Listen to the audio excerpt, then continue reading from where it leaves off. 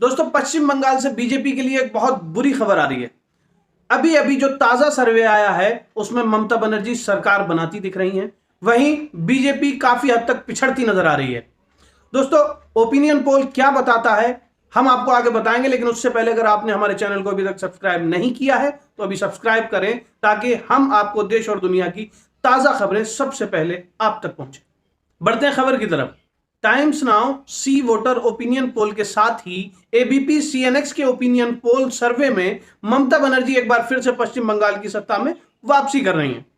दोनों opinion poll के अनुसार पश्चिम बंगाल में ममता की पार्टी को 294 में से 154 से 164 सीटें मिलने का अनुमान है।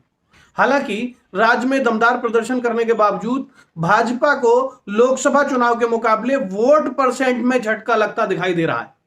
जी हां दोस्तों, दोनों ओपिनियन पोल में लेफ्ट और कांग्रेस के गठबंधन को भी नुकसान होता दिख रहा है। लेफ्ट और कांग्रेस गठबंधन को यहां पिछले चुनाव के मुकाबले करीब 50 सीटों का घाटा होने का अनुमान है। पश्चिम बंगाल के बाद दूसरे बड़े राज्य तमिलनाडु की बात की जाए तो वहां भी बीजेपी हारती नजर आ रही है और यूपीए सरकार बनाती हुई दिख रही है। टाइम्स नाउ सी वोटर सर्वे के अनुसार तमिलनाडु में अम्मा यानी कि जयललिता की पार्टी एआईडीएमके के साथ ही भाजपा की उम्मीदों को झटका लगता दिखाई दे रहा है। राज्य की 234 सीटों में से यूपीए यानी डीएमके और कांग्रेस प्लस को 158 सीटें मिलने का अनुमान व्यक्त किया गया है। वहीं एआईओडीएमके भाजपा गठबंधन के खाते में 65 सीट मिलने का अनुमान जताया गया है। यहां एमएनएम को 5, एएमएमके को 3 और अन्य को 3 सीटें मिलने का अनुमान है। वहीं बात करेंगे केरल की, तो केरल में विजयन के नेतृत्व में एलडीएफ सब पर भारी दिखाई दे रहा है। टाइम्स नाउ सी वोटर सर्वे के अनुसार राज्य की 140 सीटों में से लेफ्ट के नेतृत्व वाले एलडीएफ को 82 सीटें मिलने का अनुमान जताया गया है। वहीं कांग्रेस नीति यूडीएफ को सिर्फ 56 सीट मिल सकती हैं। ओपिनियन पोल में सीएमपी विजयन अभी भी लोगों की पहली पसंद है।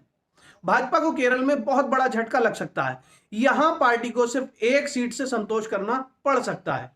बात करेंगे असम की, तो असम में एनडीए फिर सत्ता में वापसी करता हुआ नजर आ रहा है। टाइम्स नाउ और सी वोटर ओपिनियन पोल में राज्य में एक बार फिर एनडीए सरकार बनाती दिख रही है। यहां गठबंधन को 126 में से 67 सीट मिलने का अनुमान है। वहीं यूपीए पिछली बार से बेहतर प्रदर्शन के साथ 39 से बढ़कर 57 सीट हासिल कर सकता है। अन्य के खाते में 2 सीट मिलने का अनुमान है। यहां लड़ाई कुछ कांटे की हो सकती है। यहां कांग्रेस और बीजेपी में ज्यादा अंतर दिखाई नहीं पड़ता है, तो असम में अभी फिलहाल बीजेपी सरकार बनाती दिख रही है, लेकिन अंतर बहुत कम नजर आ रहा है। बात करेंगे पौंडीचेरी की, तो पौंडीचेरी एनडीए को 16 से 20 सीट मिलने का अनुमान है। टाइम्स नाउ सी वोटर के ओपिनियन पोल में पौंडीचेरी की 30 सीटों वाली विधानसभा में एनडीए को 16 से 20 सीटें मिलने का अनुमान जताया गया है। वहीं यूपीए के खाते में 13 सीट मिलने की बात कही गई है। यहां भी जो आंकड़ा है उसके अनुसार जो दोनों के बीच गैप है वो बहुत कम है, जिसकी वजह से हम अभी ये नहीं कह सकते कि सरकार कौन बनाएगा।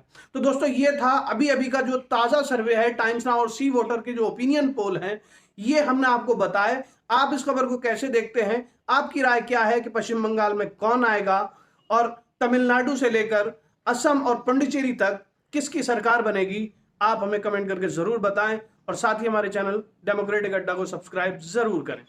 शुक्रिया।